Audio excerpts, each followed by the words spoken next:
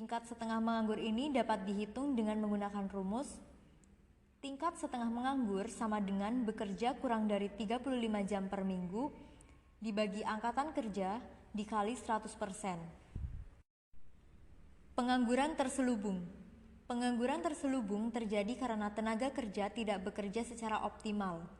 Kondisi ini disebabkan adanya ketidaksesuaian antara pekerjaan dengan bakat dan kemampuannya.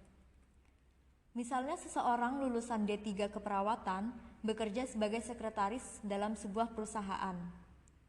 Dia tidak bisa menjalankan fungsi kesekretariatan dengan baik sehingga akan menghambat proses kerja yang ada.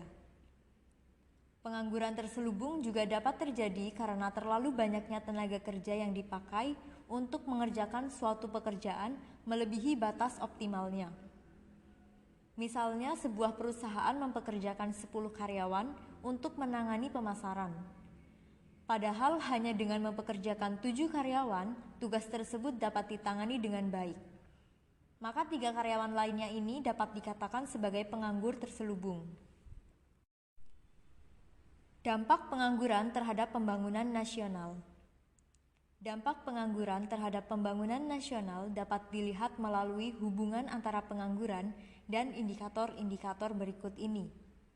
Pertama, pendapatan nasional dan pendapatan per kapita. Upah merupakan salah satu komponen dalam penghitungan pendapatan nasional. Apabila tingkat pengangguran semakin tinggi, maka nilai komponen upah akan semakin kecil. Dengan demikian, nilai pendapatan nasional pun akan semakin kecil. Pendapatan per kapita adalah pendapatan nasional dibagi jumlah penduduk. Oleh karena itu, nilai pendapatan nasional yang semakin kecil akibat pengangguran akan menurunkan nilai pendapatan per kapita. Kedua, penerimaan negara. Salah satu sumber penerimaan negara adalah pajak, khususnya pajak penghasilan. Pajak penghasilan ini diwajibkan bagi orang-orang yang memiliki penghasilan. Apabila tingkat pengangguran meningkat, maka jumlah orang yang membayar pajak akan semakin berkurang. Akibatnya penerimaan negara pun berkurang. Yang ketiga, beban psikologis.